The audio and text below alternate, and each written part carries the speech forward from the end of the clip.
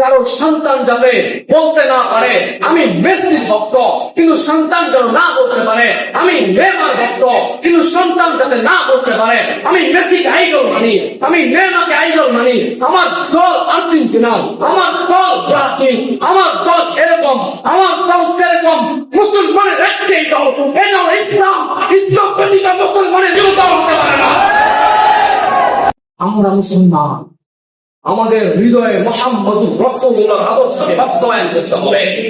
আমরা মুসলমান, আমরা কারো দিকে দিকে আইডল বানাতে পারি না।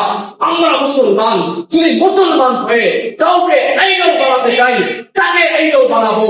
তিনি কে চিল্লায়ে বলেন মুহাম্মদুর রাসূলুল্লাহ সাল্লাল্লাহু আলাইহি ওয়াসাল্লাম।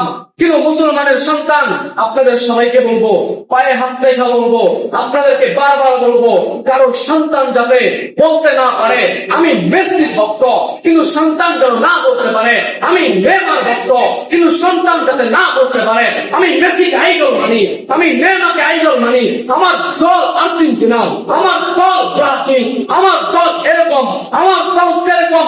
মুসলমানের একটাই দল, এটা হলো ইসলাম। ইসলাম ব্যতীত মুসলমানের কোনো দল হতে পারে না।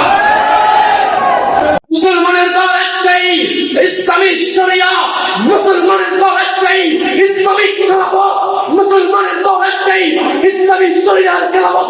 মুসলমানের আর্জেন্টিনার ব্রাজিল হতে পারে না।